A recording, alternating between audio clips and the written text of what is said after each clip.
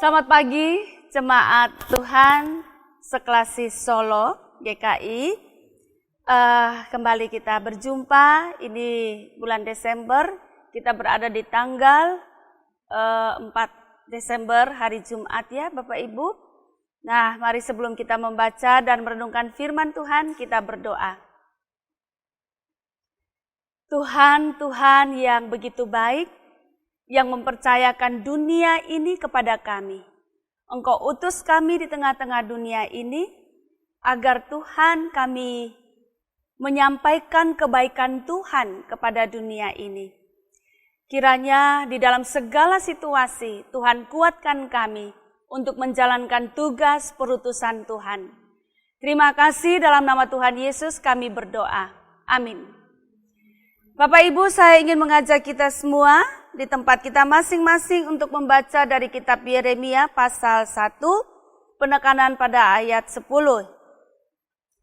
Bunyinya demikian, ketahuilah pada hari ini, aku mengangkat engkau atas bangsa-bangsa dan atas kerajaan-kerajaan untuk mencabut dan merobohkan, untuk membinasakan dan meruntuhkan, untuk membangun dan menanam. Demikian jawab pembacaan firman Tuhan. Yang berbahagia adalah setiap kita yang mendengarkan firman Tuhan, memeliharanya, serta melakukannya dalam kehidupan kita setiap hari. Saya beri tema Tuhan memulihkan. Nah Bapak Ibu Saudara, bacaan kita ini mengambil contoh dari dunia pertanian dan juga dunia pembangunan. Nah, kita mulai dari dunia pertanian dulu. Metaforanya ya Bapak Ibu, jika kita ingin menanam sesuatu yang baru, jika kita ingin memulai sesuatu dengan hal yang lebih baik, maka tanaman-tanaman yang lama harus dicabut atau dibinasakan terlebih dahulu, baru kemudian kita menanam tanaman yang baru. Itu di dunia pertanian. Kalau di dunia pembangunan, Bapak Ibu Saudara, hampir sama, cuman istilahnya berbeda. Jika kita mau membangun sesuatu yang baru, katakanlah gedung yang baru dan bagus, maka bangunan yang lama harus dirobohkan terlebih dahulu atau diruntuhkan terlebih dahulu, baru kemudian kita bangun bangunan yang baru di tempat itu. Nah Bapak Ibu, metafora pertanian dari dunia pertanian dan dunia pembangunan ini, jika kita bawa ke ranah kehidupan iman kepada Tuhan, dia memiliki dua makna. Makna yang pertama, tanaman dan pembangunan itu adalah umat Tuhan sendiri. Artinya apa?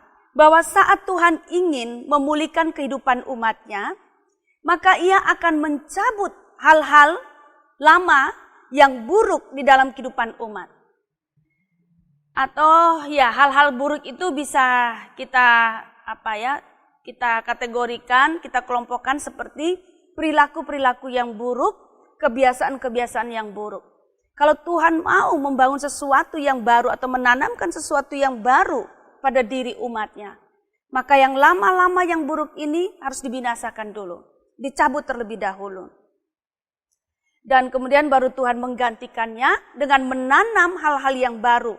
Hal-hal yang baik, hal-hal yang berasal dari Tuhan kepada umatnya itu diharapkan supaya umatnya itu ketika ditanamkan hal-hal yang baru, hal-hal yang baik yang berasal dari Tuhan bisa bertumbuh lalu kemudian berbuah 100 kali lipat. Hal-hal baik seperti apa yang Tuhan tanamkan kepada kita? 1, kasih sayang. 2, pengampunan.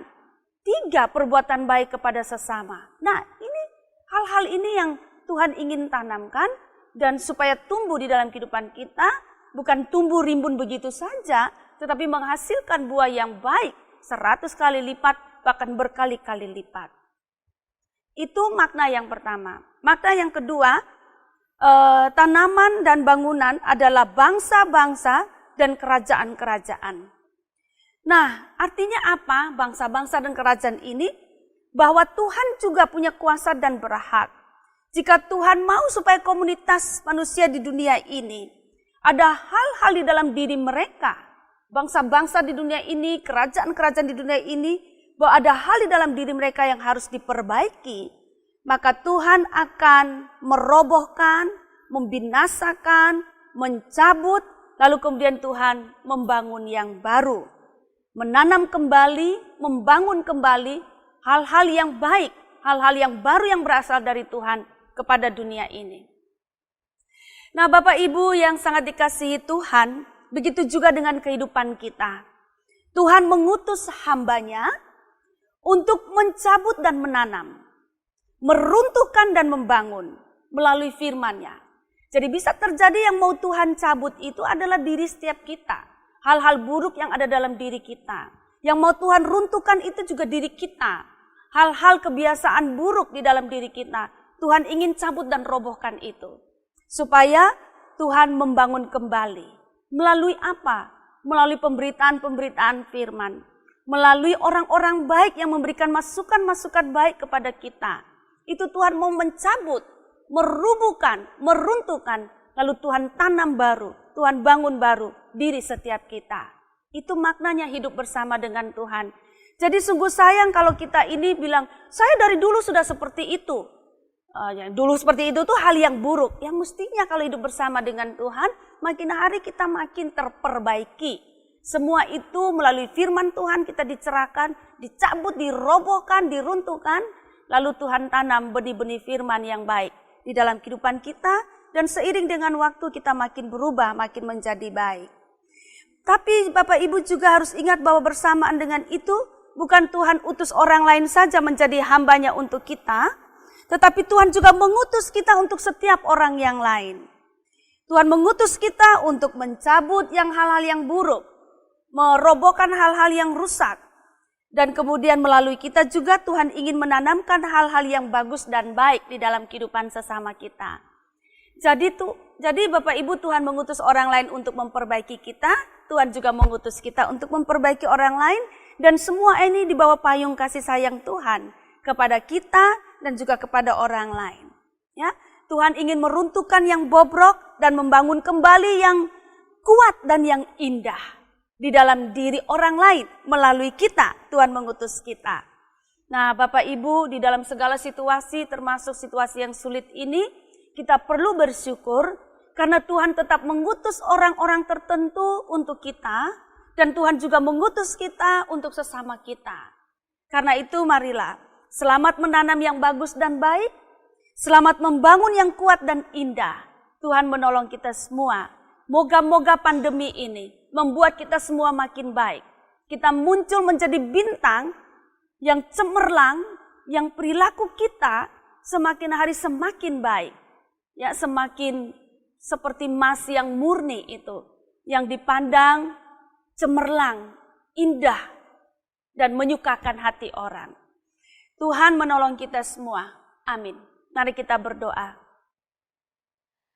Tuhan, ketika Engkau mengutus hamba-Mu atau siapapun untuk kami agar kami memperbaiki diri kami, itu karena Tuhan sangat sayang kepada kami. Begitu juga ketika Tuhan mengutus kami untuk sesama kami, itu juga karena Tuhan sayang kepada sesama kami. Tuhan, marilah anugerahkan kepada kami hati yang rendah, supaya dengan kerendahan hati itu kami mau diperbaiki Tuhan. Lalu kami juga Tuhan, karena utusan-Mu atas diri kami, Engkau ingin memulihkan sesama kami, maka Engkau utus kami untuk menyampaikan cinta-Mu. Tolonglah kami agar kami mampu dan setia untuk melakukan tugas perutusan Tuhan ini. Terima kasih. Di dalam nama Tuhan Yesus kami berdoa.